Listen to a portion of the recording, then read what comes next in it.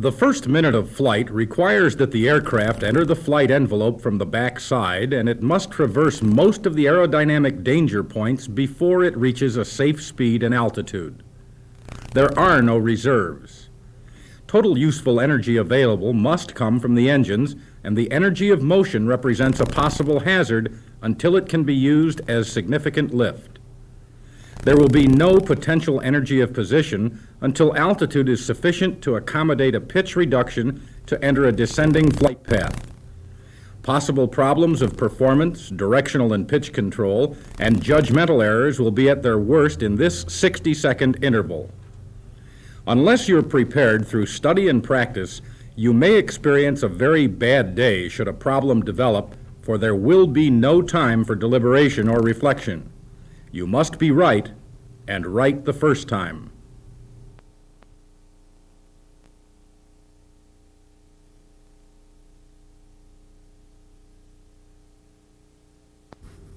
Tony Kelly?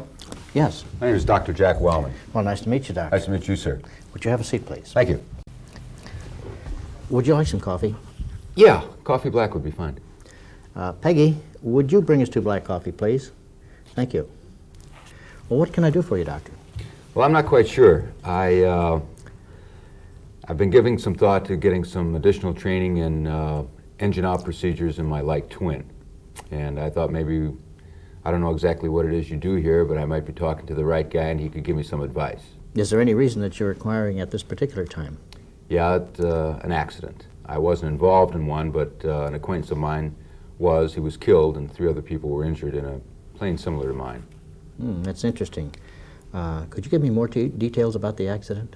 Yeah, as best I've been able to understand it, it happened at an airport near my summer home, and I wasn't there, but you know, the word gets around from bystanders and the tower crew people.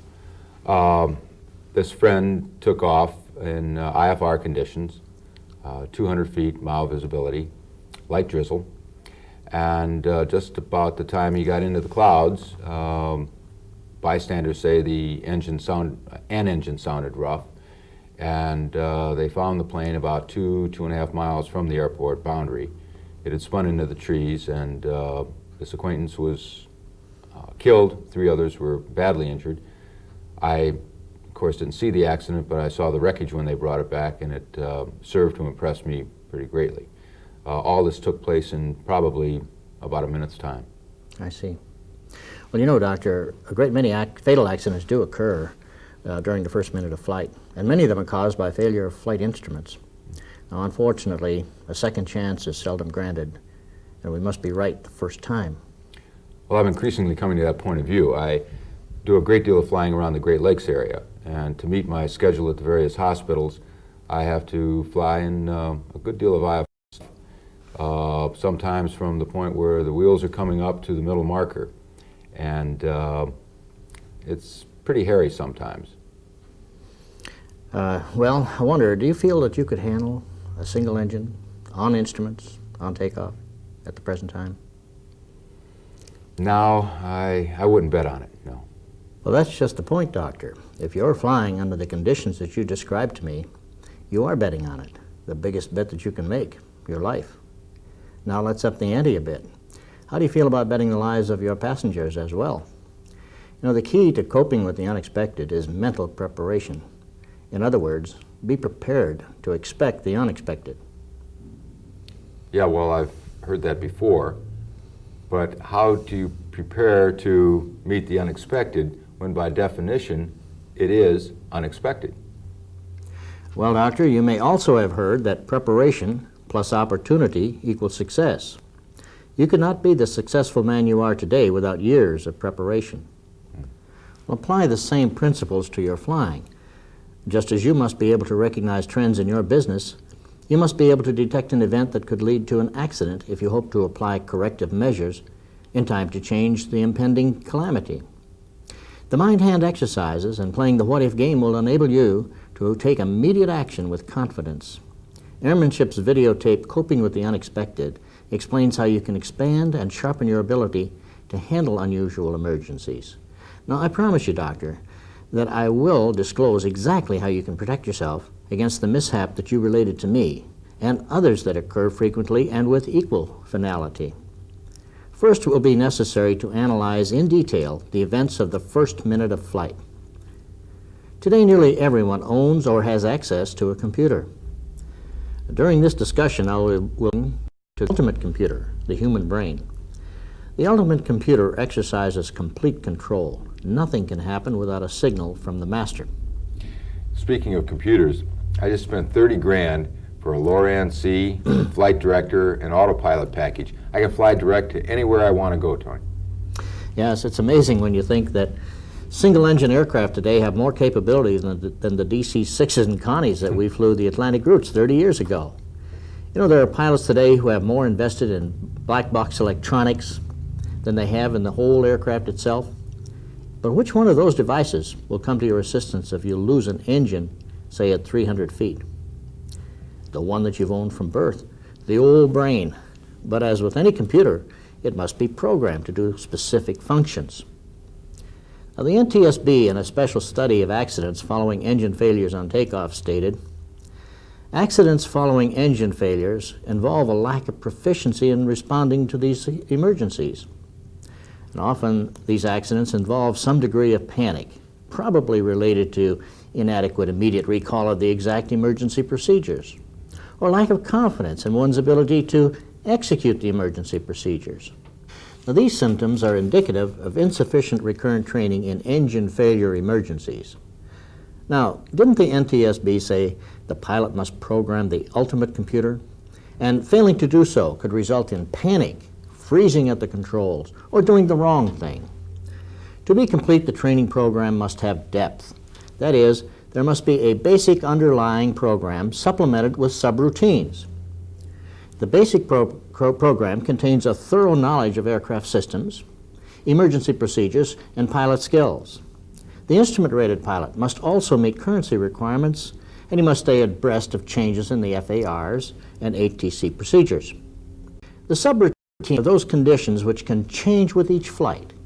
Some examples are a complete pre-flight inspection, an in-depth weather briefing, filing the flight plan, weight and balance calculations, and a suitable flight log. Tony, you talk about a basic program. Could you give me an example? Well, let's suppose we're taxiing to the run-up area. Now, the weather appears to be as reported, about 200 feet overcast and 1 mile visibility. There's a light fog and some drizzle. The wind is calm and the temperature is 5 degrees centigrade. The freezing level was reported to be 4,000 feet over the airport. While taxiing or in the run-up area now, review the takeoff and departure routines. If you were the captain of a crewed plane, you might brief the co-pilot in this manner. I will fly the airplane and handle the power. You will assure that maximum power is available for takeoff and monitor the engine instruments. If you see anything that is not within normal limits while in this segment of the takeoff, call abort. I will immediately cut the power and stop the aircraft. If an engine should fail during segment 2, you will verify the faulty engine and feather on my command. I will maintain airspeed and directional control. Now, Doctor, that is the basic program. Now, it will vary according to the complexity of the airplane and the equipment, but it will apply to all of your departures. Depending on existing conditions, we will supplement that general briefing with additional instructions. For example, I'm talking to the co-pilot now. If an emergency occurs during segment 2, we cannot return to this airport because the weather is below minimums. We will turn right to 175 degrees and proceed to Big Slab Airport. Now, set the ADF and the number 2 nav to Big Slab's runway 15 IS. In cases, you can return to the departure airport, but be prepared in advance if return is doubtful. Have an alternate plan in the old computer, ready to execute. Can you imagine the stress involved in trying to find a suitable departure alternate while on single engine, on IFR, and losing altitude? But Tony, I don't have a crew. Well, so brief yourself. You see, it's a key part of the mental preparation for takeoff. Try to anticipate and determine a course of action for any abnormal occurrence.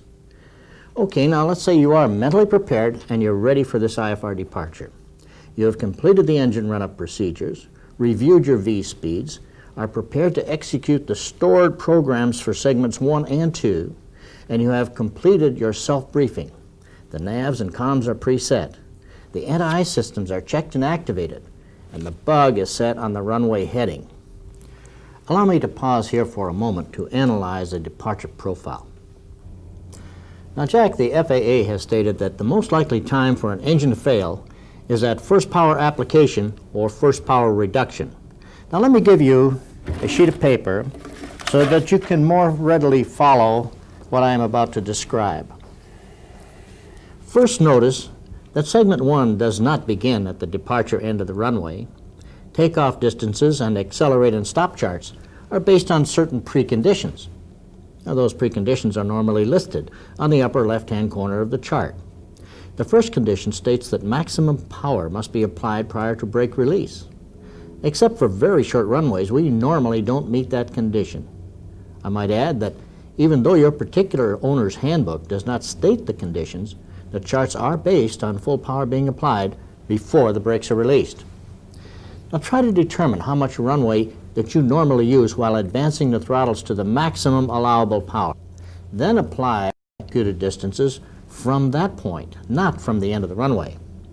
Now even so, this computed distance will be minimal because a wet runway, worn brakes, or failure for you to react quickly can increase the distance required to stop considerably. Now remember too that an overloaded aircraft will use a lot of extra runway, and the charts do not compute anything over the allowable gross weight. For example, a 10% increase in gross weight will cause at least a 21% increase in the takeoff distance. Now, the instant that max power is attained, check the engine instruments. The manifold pressure, RPM, fuel flow and pressure. Check the cluster instruments. Be sure that temperatures and pressures are in the green. Check the EGT gauge at full power. Get to know what it looks like. The information it shows can be very, very valuable. Sometimes a partial power loss can be quite confusing, but the EGT gauge is capable of registering that loss. But you need to know what it normally reads at full power. In the event of a complete power loss, the EGT, of course, will drop to 0. If this instrument scan indicates that all systems are go, you are in segment 1 of the takeoff. The computer program for this segment is just one word: stop. I got to interrupt you here, Tony. I feel when I put full power to my plane, I'm in a go position. I never or rarely ever think of stopping. Well, Jack, you're just like most pilots, and myself for that matter. But, you know, if you should feel anything, hear anything, see anything, or smell anything that is not normal to that phase, you must stop. Do not rationalize, analyze, or hope that it'll go away. Just stop. Determine the cause before attempting another. Now, it could be something as simple as a seatbelt caught outside the door and banging away, or it might be impending engine failure. You see, you must keep the problem on the ground. Don't be forced to troubleshoot in the air. Look at it this way, Jack. I don't know of anyone who regretted stopping when in doubt. I think all of us know of pilots who wish they had stopped. I'd like to discuss some exceptions, though. We have stated that if anything unusual occurs in segment 1, that we should stop. And for the most part, that is the proper reaction. However, actual conditions may require an instant analysis and a decision to continue the takeoff. Be ready for that possibility. Now, for instance, just as the aircraft rotates on a short runway, the door pops open. Now, if you attempt an abort, the aircraft will surely run off the end of the runway. You make an instant decision to continue. Just keep the airspeeds at normal pattern speed and return to the field. Do not attempt to close the door, especially if you're solo. Now, try to find out in advance if your particular aircraft has any adverse aerodynamic effects from the door being open. Now, for most aircraft, it is minimal, yet every year several accidents, some fatal, are attributed to popped doors. You know, I remember a while ago, a 421 crashed on departure from, I think it was Aspen in Colorado. The forward luggage door opened, luggage compartment door, suitcases went right into the right prop. Yes, in this case it was a baggage door that opened, and you know, even if that pilot had feathered immediately, it's questionable if a grossed out twin could have maintained altitude, let alone climb, considering the density altitude where this particular incident occurred. A number of people were killed in that accident. Now, during a training session in which I was to check out several pilots in a Cessna 404, which is similar to the 421, we stopped for some maintenance. And on the very next takeoff, the right baggage door stood straight up just as we reached VMC. Now, since we were in segment 1, the trainee started to reduce the power. I held his hand and we made the takeoff. A quick analysis, you see, revealed that this heavy monster just would not decelerate from this speed on the remaining runway. Also, the door, it has no aerodynamic effect on a 404. So we flew the pattern at nominal speed and made a normal landing. Now, loose items in the baggage compartment remained in place, even some paper towels and things. We departed from the normal program based on a variable event. And in this case, we knew the consequences of making that decision. While training at Ramona Airport in California, for instance, a Baron pilot, he would open his window, his weather window, after each landing to help cool the cabin. It was hot over there. And on one takeoff, he failed to close the window. As we gained speed down the runway, I said, "Hey, Joe, doesn't the sound seem different this time?" And from under his IFR hood, he grumbled. He says, "Yeah, what the hell is that?" And I said, "Hey, Joe, if you don't know, you've got to stop. Don't take this unknown problem into the air with you." And then as we taxied off the runway, I said, Joe, if you had said, "Yeah, the weather window's open, and as soon as I can get a hand free here, I'll close it," we could have continued, because you know that a weather window being open has no ill effect on this particular airplane. But you see, Joe, you didn't know that, so that's why you can't take an unknown problem into the air. Troubleshooting belongs on the ground, not in the air. Recently, a pilot died, along with his wife and 4 passengers. Witnesses saw the plane's nose baggage door on the right side of the nose come open just as the 421 rotated for takeoff. Although this door swung to its fully open position, no baggage was lost. The pilot became airborne and began to gain altitude. He gained 100 feet, even though the landing gear was never retracted. Apparently, just before turning final, the left prop was feathered. The right engine was not developing power, since the evidence indicated that only 1,000 RPM was being rotated at the time, and the prop was in flat pitch. Now, could he have reduced power on the right engine and then mistakenly feathered the left one? Many pilots have done exactly this while we're in training, trying to recognize dead engines. Again, an open baggage door has no aerodynamic effect on this type of airplane. Could a normal 2-engine pattern and approach to a landing have been made? Well, we may never know, but the evidence would lead us to believe that is so. Now, Jack, that accident in Aspen, Colorado, the fatal accident, probably could have been prevented very easily if the person who had loaded the baggage in the nose compartment had secured it so that it couldn't come out even if the door opened. There probably would have been no accident at all. Now, remember this, segment 1 ends when the gear is in transit. On a short runway, retract the gear just as soon as a positive rate of climb is observed. This will normally be 50 feet or higher. Ever notice your VSI during acceleration? It will usually read 50 feet or so rate of descent while you're accelerating down the runway. Now that's because the air passing over the static ports is not static, but accelerating.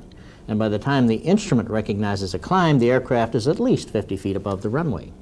Now on longer runways, leave the gear down until there is no possibility of landing and stopping on the available runway. Now most of the current operators' manuals will recommend this procedure. Oh sure, it's a judgment call, but it's better to run off the runway doing 40 knots than to lose control later and dive in. Now Jack, the common concern, and rightly so, is engine failure prior to a safe single-engine climb speed. Now this fear is justified. Very few light twins have the ability to accelerate to a drag condition that will let them climb away safely on single engine. The absolute boundary of safety for these airplanes would be gear in transit or up and VY speed or very near to it. The optimum solution for safety, if these criteria are not met, is still to close the throttles, maintain airspeed to the deck, and hope for a better day tomorrow. Now, if these standards are met, and you know from your pre-flight research that the airplane will in fact climb away on one engine, and that you are able to hack the demands of the next few seconds, then and only then you may decide to go for it. You are now in segment 2. And remember, in segment 2, the program changes. Now, if we lose an engine, we're going to identify, verify, and feather while simultaneously maintaining airspeed and control of the aircraft. Now, fortunately, we are through the hazardous zone very quickly. And once VY is attained, an alert pilot should be able to maneuver to a safe landing. Of course, existing conditions must be taken into account. The pilot should know, before initiating the takeoff, whether these conditions will allow sustained flight on single engine. He should have carefully considered the density altitude, the gross weight, the center of gravity, and his own proficiency. Now, if he should determine that departing from an airport with a 7,000-foot density altitude would result in a doubtful single-engine performance, then he must make a rational decision. Now, if he decides to make the departure, he must recognize the fact that it is a calculated risk under those conditions. And then he must take every possible action to minimize the risk factor. He must plan an out or course of action for events that we know have occurred during the first minute of flight. Another tip: whenever you move a switch, a lever, or selector, always check the associated gauge. For instance, throttles, you'd check the manifold pressure. Prop controls, the RPM gauges, and the oil pressure gauges. Mixtures, check the fuel flow and the pressure. Cowl flaps, check cylinder head temperatures, and of course, constantly monitor the electrical load. I don't understand, Tony, why I should monitor the oil pressure when I reduce the RPM, though. Well, Jack, on 3 occasions when I reduced to cruise RPM, the oil pressure went below the red line. Now, in each case, some foreign matter had become lodged in the oil pressure regulator, holding it in the open position. Since a fluid, such as oil, is non-compressible, releasing just a little bit of pressure will cause the reading to go to 0. Now, reducing the RPMs reduced the pressure. So increasing to the prior value brought the pressure back into the green arc. And however, if you fail to notice 0 oil pressure for any length of time, you could be in real trouble. Yeah. Now, in each case, I brought the aircraft back to the field, had the regulator removed and cleaned, and I was on my way within an hour. Now, upon reaching a safe altitude, you're going to reduce to climb power, and then you're going to increase airspeed to cruise climb airspeed. Now, cruise climb, that is the airspeed, is a variable within certain limits, of course. Now, at full power on the takeoff, excess fuel was delivered to cool the engine. But when you reduced power to cruise climb, and then the airspeed was increased, the airflow replaced the cooling which was previously provided by the excess fuel. Now, in some aircraft, you may know the cowl flaps, but let the cylinder head temperatures be your guide in this case. Now, if no emergency develops, then you can climb away in normal configuration, which you maintain until you reach at least 500 feet AGL. However, there are certain housekeeping chores that you must accomplish, which have a proven record of preventing emergency developments. You must monitor the engine instruments. Don't try to baby the power plants. This is what they are designed to do, and it's better for their health than trying to take it easy on them. Ask any mechanic. He'll give you umpteen reasons to follow the manufacturer's recommendations. Incidentally, Jack, this is a good place to mention the proper operation of switches, selectors, and levers. Try not to flip or change 2 of them, affecting different engines simultaneously. In the climb, for instance, some checklists call for boost pumps off. Now, suppose you operate them together and within seconds an engine acts up or quits. That could cause some degree of confusion, so one at a time. Wait a little bit, then the other one. Much safer.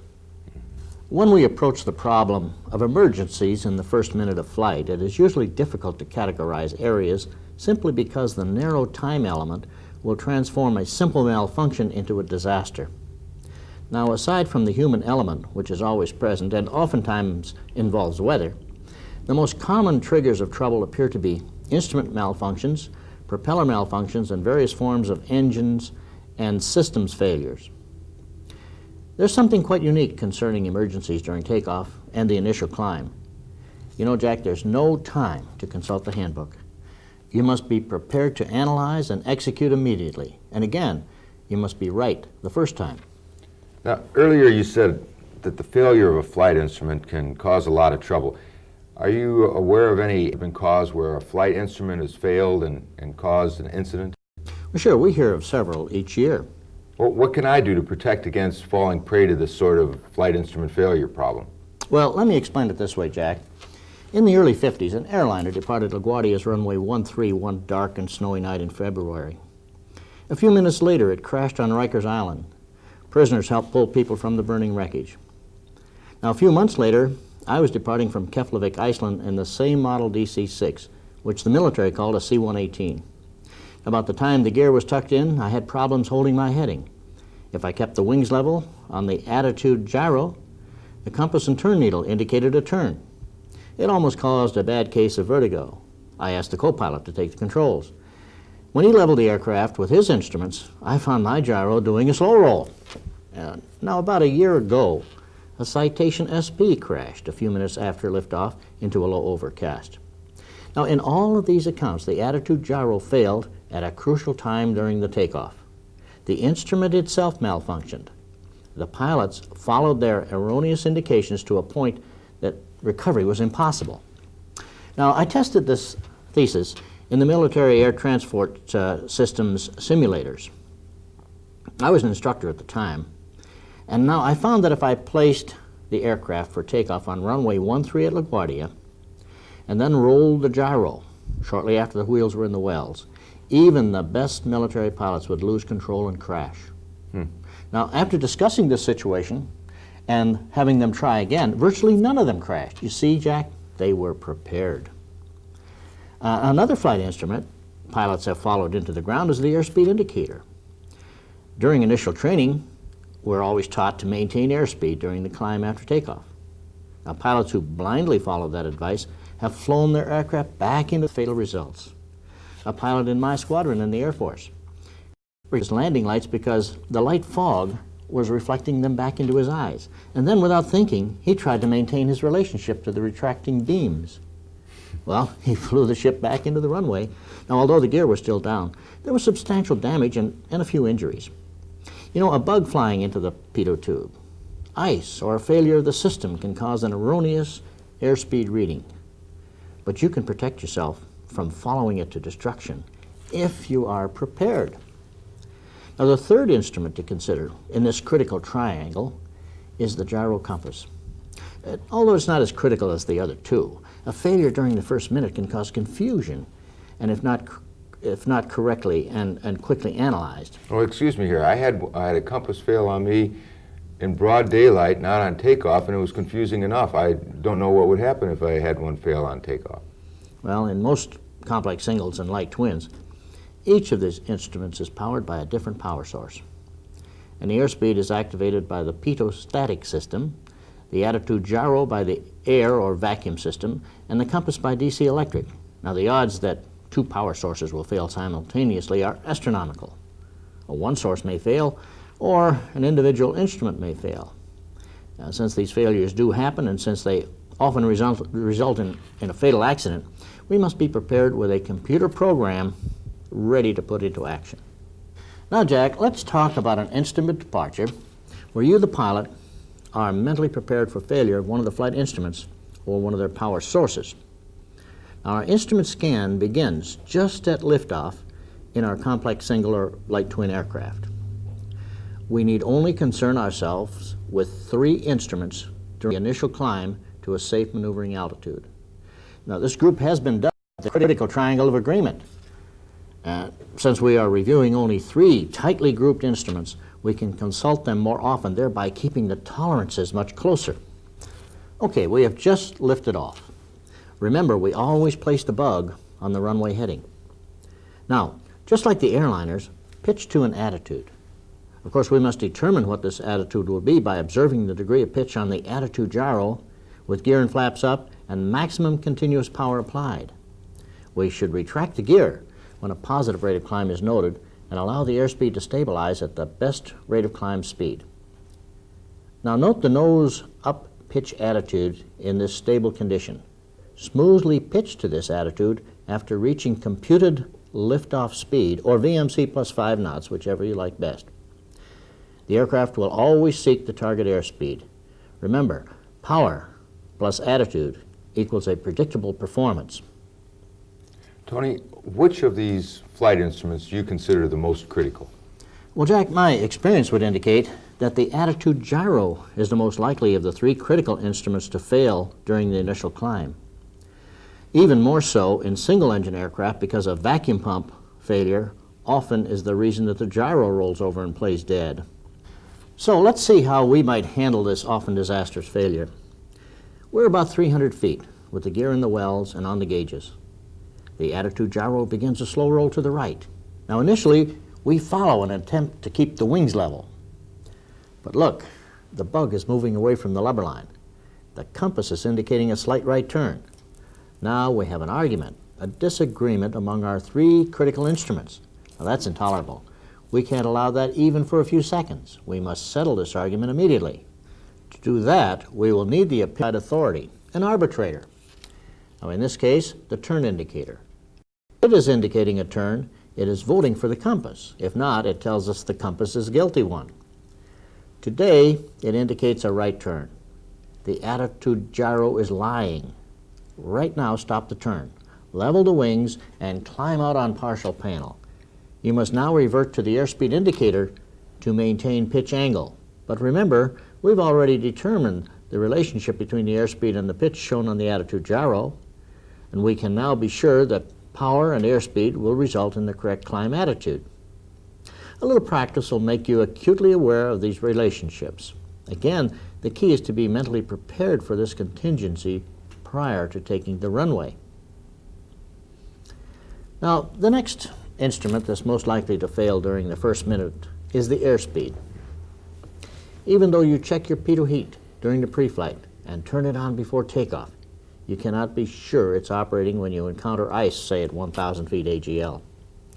A simple light or a gauge would do the trick, but unfortunately, none is installed in our business aircraft. Well, at any rate, malfunctions can be due to other causes, such as obstructions or failures within the system itself.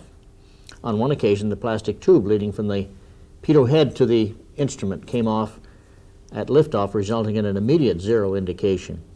But Tony, how do we handle these failures? Well, Jack, the most difficult to recognize and react to quickly is the gradual reduction in airspeed. Now, ice will usually cause this, and ice will generally form on the unheated pitot mast before it's visible anywhere else on the aircraft. Let's go back to the 300-foot point at this time and assume an airspeed failure. Now again, we are scanning only the 3 critical instruments. So far, all is well. The gear is up, and we're climbing away at V1 speed. Uh-oh, the airspeed's beginning to back off. Better lower the nose a little bit. The airspeed's still backing off. Now be careful. Don't lower the nose below the horizon. Stop at about 3 to 5 degrees climb attitude. Well, we have an argument again between our 3 critical instruments. We must settle this argument. Now again, we'll consult an outside authority. This time our arbitrator is the VSI. We have noted on normal departure climbs that the VSI indicates about 1,200 feet per minute at maximum continuous power in this configuration. Now, since we have depressed the nose of the aircraft, it is now indicating only 300 feet per minute. Again, a warning, Jack. Do not allow the VSI needle to indicate a negative or descent. Again, power plus attitude will result in a predictable performance. We have settled this argument in favor of the attitude gyro. Go back to the normal pitch attitude and stay on the bug. You're not in any danger if you never allow a negative pitch angle or vertical speed indication, and if you keep the wings level. Continue the climb. Disregard the airspeed. And when you have time, double check the pitot heat switch and the circuit breaker. Now in some aircraft, such as Beech Barons and Bonanzas, the circuit breaker is in the switch itself. It's called a switch breaker. Wait a few minutes before trying to turn this type of switch back on to allow for cooling. Jack, you can practice for this contingency by covering the airspeed indicator on VFR climbs. And you might want to check the pitch attitude while using various combinations of power and speed, such as the one you use for cruise climb. Mentally prepare for the possibility of airspeed failure on takeoff. Don't allow any event to surprise you. I think I'm finally beginning to understand how to prepare for the unexpected. Jack, it's really just a mental attitude, but it must become an acquired habit. Speaking of airspeed failures, allow me to relate an interesting experience that happened to one of my clients. His aircraft, in this case it was a V-35 Bonanza, needed a pedostatic check before we could complete the training. And the check was completed at a nearby airport, and the pilot picked up his plane just at dusk to fly it back to the Palomar Airport. Now things began to combine in a conspiracy against this pilot. First, the light was fading, and secondly, the technician had used a clear tape to cover the static ports. Now, this pilot did not remove the tape, the technician did not remove the tape, and then the pilot did not see it because of the failing light. Now, on the takeoff, the aircraft was too far down this short runway to abort when the pilot noticed the airspeed had barely left the peg. Well, he rotated and he retracted the gear and started the climb. Then he noticed that the VSI was still reading 0 and the altimeter was at field elevation. "What did you do?" I asked him, and he proudly answered, "Why, I flew it around the pattern and landed without the instruments." "Did you consider selecting the alternate static source?" I asked. And he said, "Well, Tony, now that you mention it, I must admit the thought never entered my mind." Now, the point to be made here, Jack, is that even a little stress degrades the thinking process. I have posed this same problem to many pilots in the classroom, and surprisingly, about 80% say they would return and land without the instruments. You know, some don't know where the static source selector is located, nor what effect it will have on the instrument readings. Now, one fellow who flies a pressurized aircraft thought that the static drain valve was the alternate static source. Now, can you imagine what would happen if he turned that valve while in pressurized flight with the altitude hold engaged? Well, to be honest, Tony, I'm not that familiar with pressurized aircraft. What would happen? Well, briefly, Jack, the pressure from inside the aircraft would now back up through the static system and probably blow all of the aneroids in the flight instruments. And if the altitude hold was engaged, it would immediately and very quickly and abruptly try to seek the new altitude that would be indicating on the altimeter. But you know, Jack, most instrument-rated pilots would recognize a failed gyro compass before getting into an uncontrollable attitude. Sometimes the gyro compass will spin rapidly, other times it will just freeze in place, and the pilot wouldn't realize it had failed until he tried to make a turn. A slow turn, that is, the compass turning slowly, would be the worst case. Once again, the turn indicator will determine if the aircraft is actually turning. Cover the directional gyro on VFR climbs and practice making timed turns as part of your mental preparation against this kind of malfunction. You'll find that with just a little practice and serious thought, you should not fall prey to any of these flight instrument malfunctions. But let me give you a little tip. Should a flight instrument fail, cover it up. This will prevent knee-jerk reaction every time you look at it. Now, a propeller malfunction, whether on takeoff or in flight, can be a most unpleasant experience. Let's take a look at one or two possibilities. Several times each year, propeller blades fail in flight. Sometimes a complete blade flies off, and other times only a piece breaks off. In either case, a severe unbalance is created. The engine can be torn from the aircraft in a matter of moments. And the best action in this case is preventive action. Try to prevent that from ever happening by proper maintenance of your propeller. It is difficult to analyze the problem and react in time in the air, especially on takeoff. The symptoms of blade loss is severe vibration. Immediately go for the prop lever and attempt to feather. Even if the condition had another cause, severe vibration is a heck of a good reason to feather. In those cases where the engine was torn from the aircraft jack, it was impossible to fly the plane. The change in the center of gravity, along with the asymmetric drag and thrust, were beyond the capability of the flight control surfaces. In that unhappy event, the best anyone can do is to reduce the power on the good engine and try to glide to a landing. There are reports of the entire propeller leaving the plane. This can be handled by promptly shutting the engine down. A few years ago in Florida, a twin pilot had to take evasive action when the separated propeller circled back toward his plane. He landed safely without damage or injury, but imagine being attacked by your own airplane in flight. You know, just last month, I read an accident report relating to an airplane crash because the elevator trim tab action had been reversed. Never be more careful than when accepting an aircraft after maintenance has been done. You may well become an unwitting test pilot. Aileron action has been reversed with equally fatal results. We sometimes grow complacent and perform pre-flight and before takeoff checklists in a very perfunctory manner. Yet we should never be more aware of what we see, hear, feel, or smell. Airplanes talk to us constantly, but the language, Jack, is very subtle, and it requires interpretation on our part. Sometimes, such as just after liftoff, little time is available to ponder the message. Some knowledge of the language can hasten any action demanded by that communication. And we all know a pilot who, after experiencing an unhappy incident, has said to everyone, "You know, I noticed whatever it was during the last several takeoffs." But no preventive action was taken. He waited until the event he was warned about actually occurred. When last time you had a talk with your airplane? Now, let us examine some facts relative to preparation for the Go For It program. You have VY speed and the gear is up or coming up. Now, your mental computer program is identify, verify, and feather, and above all, maintain heading and airspeed before, during, and after accomplishing these mandatory items. This will be very likely the most important mental and physical exercise you will accomplish in your entire lifetime. Now, how about reducing power to verify the dead engine and then feathering the other engine? You know, it happens regularly during training. Unfortunately, this is an irreversible action. Now, first, let me state that I have not found a single pilot in 30 years of instruction who has consistently recognized the dead engine by using dead foot. Not one. Since that may be the beginning of a chain reaction leading to disaster, let's do something about it. Why rely on just one sense?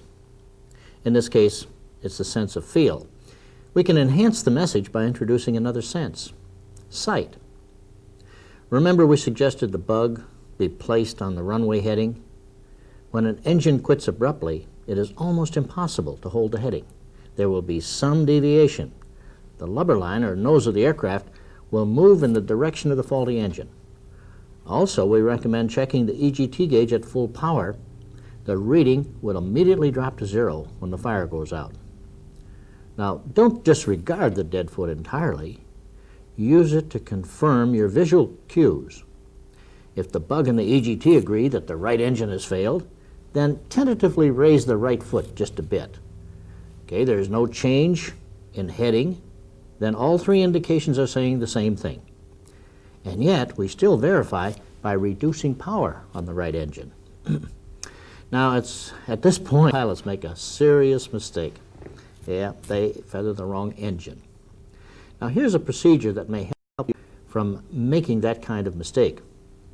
When you lift the dead foot from the rudder pedal, raise the first 2 fingers of your throttle hand. Now bend down either the right or left finger corresponding to the foot that you lifted. Now, if you place these 2 fingers over the throttles and pull back, only one throttle will come back, the correct one. Now, if you do the same thing to the prop controls, again, you will come back, only one will come back, and it will be the correct one. Now, the thinking process has now been eliminated. Pure mechanical action does the job for you, and it does it correctly. But practice this procedure until you can claim it as yours. Remember, even a little stress can cause trouble with the thinking process. Well, if you've got a minute or two, Tony, I'd like to have you explain to me how I might be able to increase performance or safety when that engine fails in segment 2. Yes, Jack. Well, first you should realize that speeds quoted in your operator's manual, such as VMC, VY, VX, VYSE, and VXSE, are all variable, even though only one value is given in the manual. Knowing that these speeds vary can allow you to obtain the optimum performance under varying flight conditions. Only 2 speeds are noted on the airspeed indicator for ready reference. The VMC is depicted by a red line and the VYSE by a blue line. But the actual VMC and VYSE speeds are rarely the same as seen on the airspeed indicator. Now, jet aircraft, for instance, use a movable reference bug to allow for the variable conditions, thus the reference to bug speed or VREF speeds. By the way, Jack, do you know what the VM is on your airplane? Yeah, my plane, it's 80. 80 knots. Mm-hmm. The VMC shown in your manual was obtained under a given set of circumstances. The aircraft was at gross weight, CG at the rear part of the envelope, the gear was up, flaps in the takeoff position, dead engine windmilling, and the good engine at full power, and a 5-degree bank was established into the good engine. So in some cases, the actual VMC could actually be lower than the book value, and at other times, considerably higher. Now, it's to our advantage to keep the VMC as low as possible. But you know, it's very possible to get the VMC up around 130 if you're not careful. Most people don't realize that. Now, we can help greatly by immediately doing the following. Maintain airspeed and heading and establish a slight bank into the operating engine. That'll keep your VMC as low as possible. If the wings are held level after power is lost on one side, the result of the asymmetric thrust and rudder applied to maintain heading cause the airplane to slip through the air sideways, a side slip, if you will. If you tape a piece of yarn to the nose of your ship, you can observe this slip. The yarn will flow toward the operating engine in level flight. Allowing a twin with asymmetric power to side slip results in two negative effects. One is the drag resulting from moving sideways through the air. Remember, slips are often used intentionally to create additional drag during an approach.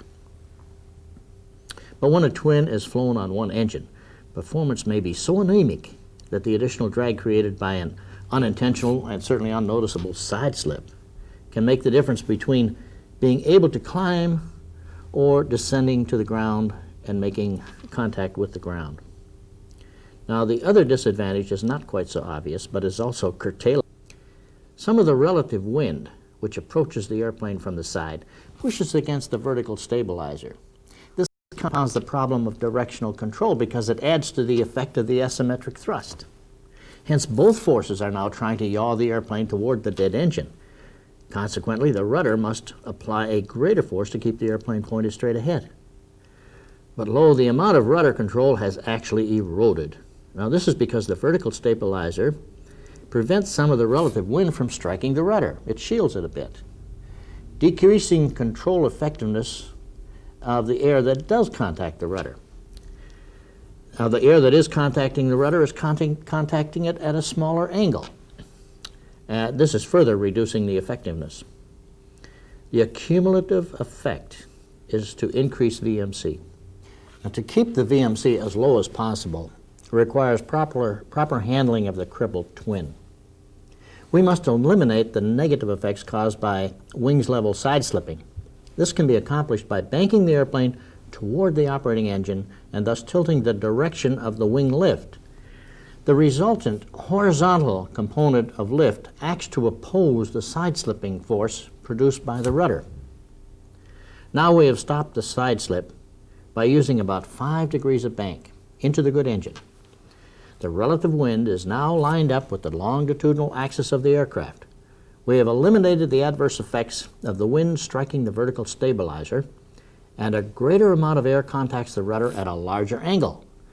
The resulting increased rudder power allows directional control to be maintained at a slower speed. In effect, we have lowered VMC. How important is this? Well, studies show that if some types of twins are into a dead engine, it may be impossible to recover. The VMC just keeps increasing. Full control movements are useless to correct the situation. The typical VMC roll is followed inevitably by an uncontrolled encounter with the ground. The 5-degree bank also improves aerodynamic performance. The plane can be flown at a slower, more efficient airspeed, at or near the blue line instead of above it. The power that had been overcoming the drag caused by the side slip can now be made available for the climb. You know, I have witnessed aircraft double their single engine rate of climb by assuming the proper attitude. A word of caution: don't overdo a good thing. An excessive angle of bank degrades the climb performance. So the FAA allows the manufacturers to publish the VMC resulting from no more than 5 degrees of bank into the good engine. Now, even though it's a mere 5 degrees, it may seem insignificant, but it does have a profound effect. A 5,000-pound aircraft is developing 5,000 pounds of lift in level flight. When the aircraft is banked just 5 degrees to the right, the horizontal component of lift exerts a force of 436 pounds horizontally. This force is helping the rudder do its job. So now we can relax the rudder pressure a bit. The vertical component of lift is hardly affected by this bank, and it still exerts about 4,981 pounds, a mere 19-pound loss in lift. Now, if you have trouble remembering, as many people do, which engine to raise, just think, raise the dead.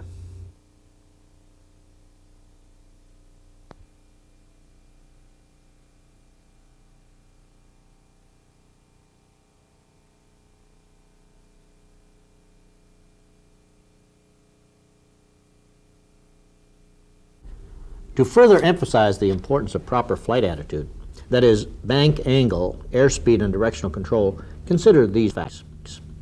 The VMC can increase as much as 3 knots for each degree of bank. VMC was established with 5 degrees of bank into the good engine. So with wings level, the VMC could already be as much as 15 knots faster than the book value. An unintentional bank of 15 degrees into the dead engine could raise the published VMC by as much as 60 knots. Now, we won't have that kind of excess airspeed on climb out, so we are several knots below the actual VMC within seconds. Recovery is unlikely at this altitude, and the best we can do is to reduce power on the good engine and hope to contact the ground under controlled conditions. Now, instincts tell us that we need more power under these conditions, so many aircraft hit the earth while developing full power on the operating engine. But aerodynamically, the facts are even more deadly. Now, that's because the increase in VMC is not linear, but can snowball rapidly and become uncontrollable. Now, Jack, we just learned that VMC is a variable speed. Well, so is VYSE, or the best single engine rate of climb.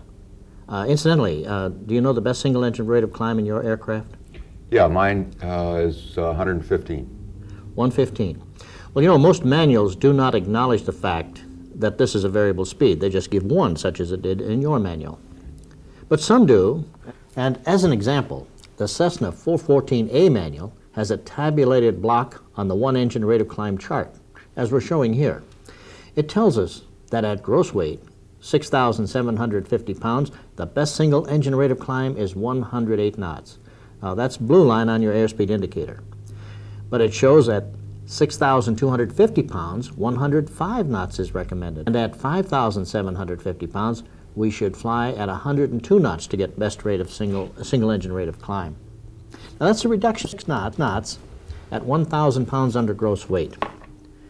Now, even if your manual does not display this data, as a rule of thumb, a reduction in indicated airspeed of 1/2 knot for each 100 pounds under gross weight will usually produce an optimum single engine rate of climb. Now, in addition to that, non-turbocharged aircraft can reduce VYSE, that is single engine rate of climb, by another 1/2 knot for every 1,000 feet above sea level. So although the blue line is a good target speed to hold while cleaning up the aircraft, you may be able to coax a few more feet per minute rate of climb by applying these rules. Well, could I have an example? I'm having trouble getting it into my mind on how that works. Yes, Jack. I just gave you a rule of thumb if the data doesn't happen to be in your handbook.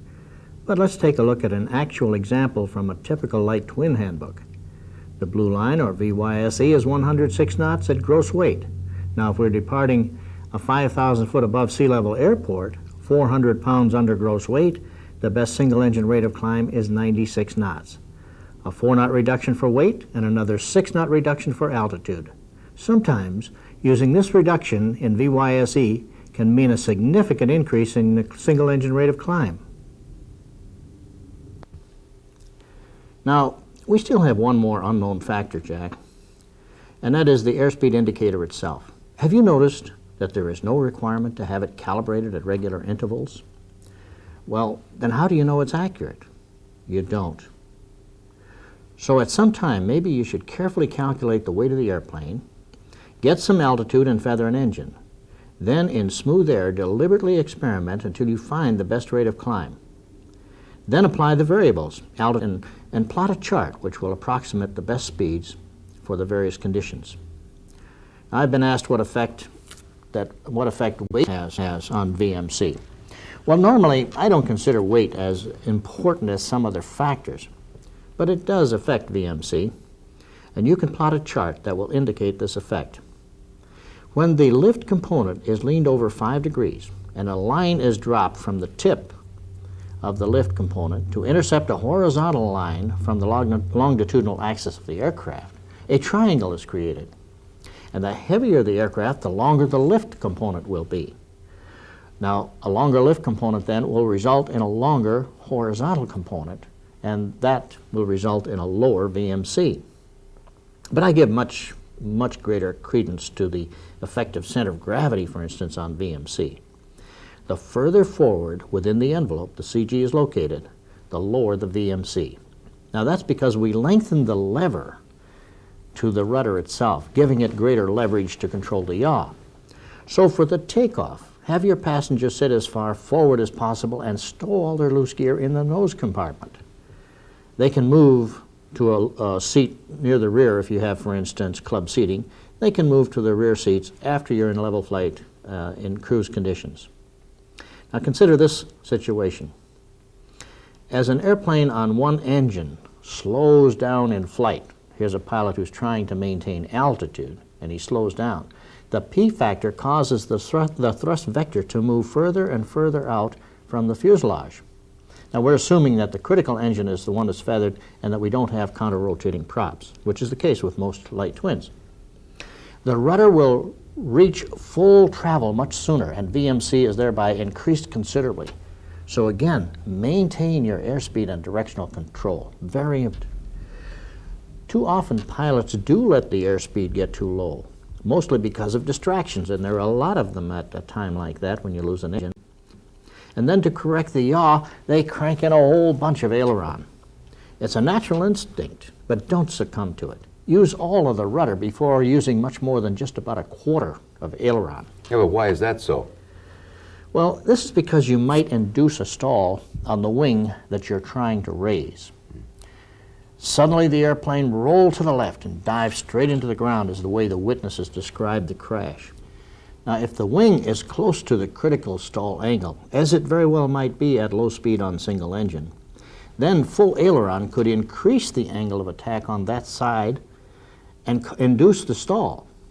So instead of raising the wing stalls and the airplane begins a spin to the left. Read the accident reports, Jack. You can pick out that kind of accident at any time. Now we said, Jack, that VXSE, or obstacle clearance speed, was also a variable. Well, it is, but it increases with altitude at half the rate that the VYSE decreases. Don't ever plan on using VXSE. Remember, it's an emergency speed, but know what it is in case of an emergency. Sometime while training, an instructor may ask you to perform a VMC demonstration. Be very careful. This is a potentially disastrous maneuver, especially for a high-powered aircraft. Now, consider a twin flying on single engine. The induced airflow from the high power of the good engine creates a considerable lift. Much less lift is being developed on the dead engine's wing. Now, this causes a rolling tendency, which we can normally control with rudder and a little aileron. When we're flying on single engine, now we have two stalls to contend with. The power off stall speed may be much higher than the power on stall speed, and so will occur first. As the airplane slows for this VMC demonstration, we're waiting for the full rudder application. Then, as the nose yaws toward the dead engine, we drop the nose and reduce power and make a recovery. But if the VMC is below the stall speed, then the stall will occur first before we run out of rudder. As we slow the aircraft, the elevator control is increased. Now, Jack, the thing we have to be careful of is at this point is a snap roll. The aircraft could very easily enter a snap roll because we have all the ingredients present.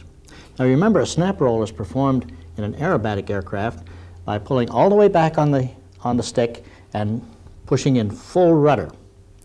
Now, in your high-performance twin, which is not an aerobatic aircraft, the power-off wing will stall first. Suddenly, there's no lift on that wing, while maximum lift is still being applied to the power-on wing.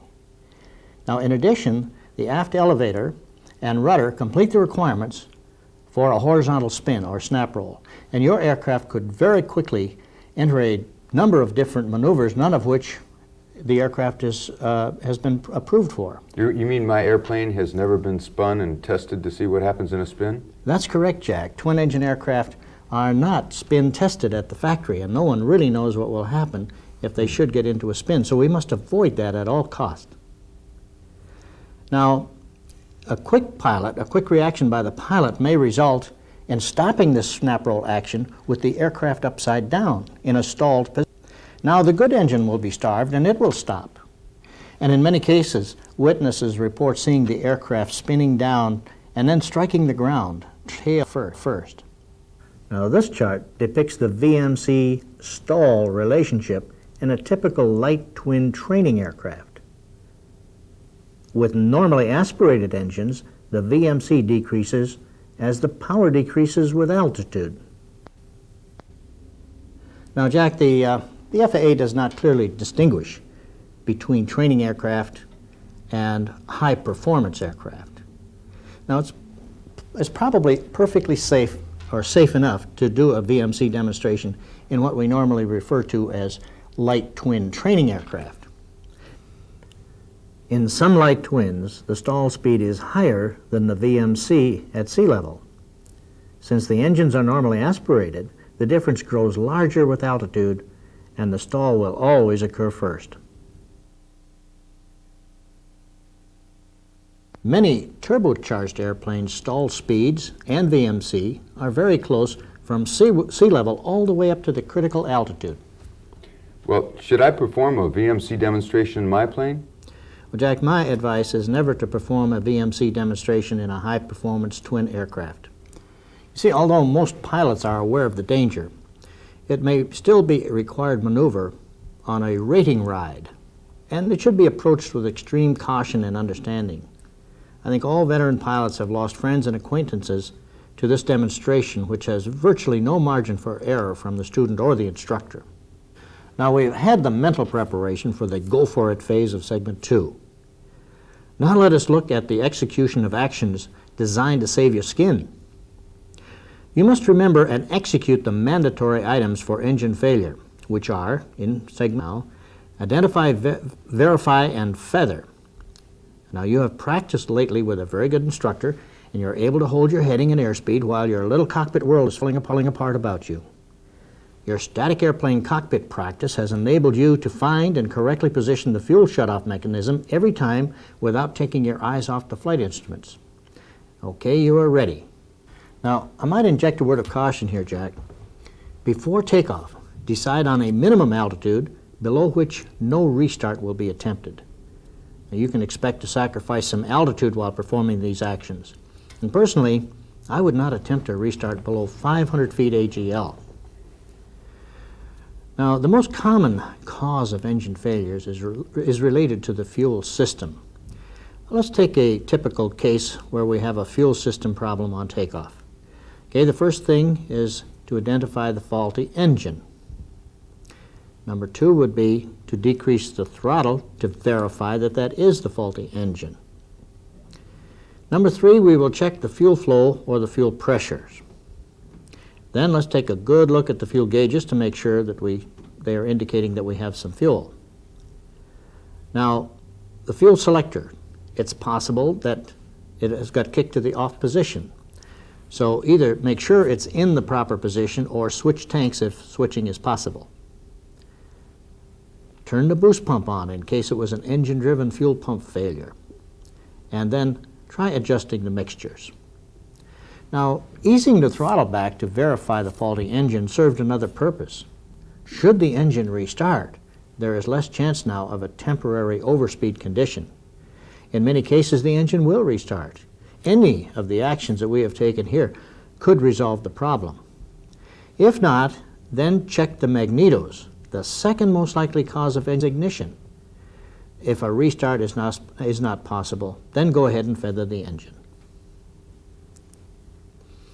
You know, the third most likely cause of engine failure is mechanical. Modern engines are remarkably reliable. Less than 10% of engine failures are caused by actual mechanical breakage when the engine is properly maintained. The most likely time for a mechanical failure is during the greatest stress time, which is on takeoff. This failure can take many forms: abrupt and complete, partial power loss, surging, loss of engine parts, oil loss, and fire. For the most part, the engine cannot be made to run again normally after experiencing a mechanical failure. Now, let's take a look at a mechanical failure. In many cases, a mechanical failure will cause an abrupt and complete loss of power. Use the basic engine failure program to begin with, which was identify, verify, and feather, while maintaining airspeed and altitude continuously and simultaneously. Now, if you have a partial power loss or a surging engine, of course, you're going to be able to identify that engine quite readily in this case and reduce the throttle on that engine. Sometimes that will smooth it out and you'll be able to get a little bit better power from it.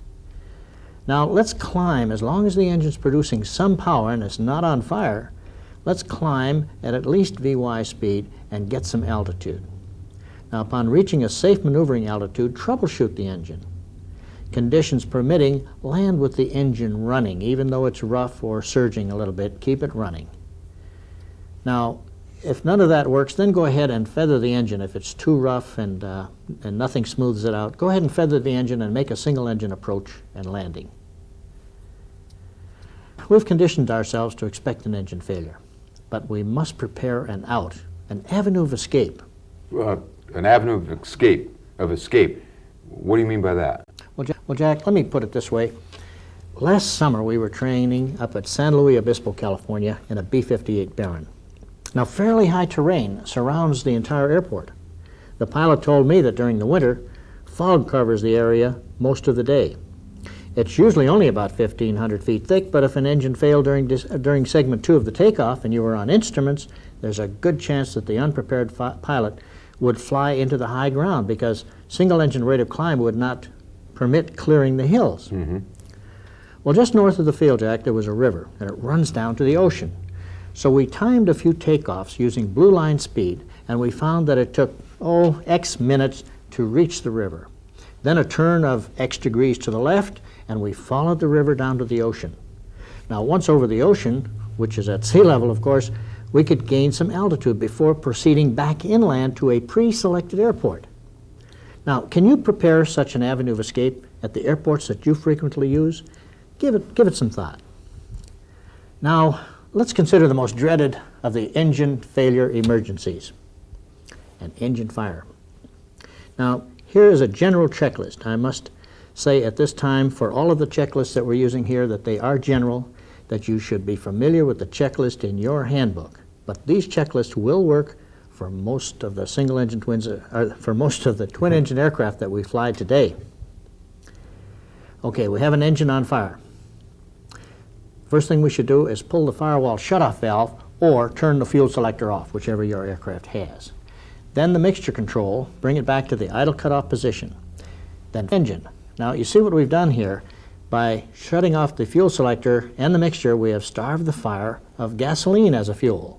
But as long as the engine is running, the oil pump might be some oil to the fire. So we want to feather the engine as soon as possible and get rid of the possibility of an oil fire. And now turn off the boost pump. As a matter of fact, if you can turn off the boost pump with your other hand while you're doing some of these checklist items, it would be even better. Now, simultaneously, again, maintain airspeed at or near the blue line and hold your heading within 10 degrees. These are the life-preserving actions, and they must be accomplished with precision and some degree of confidence.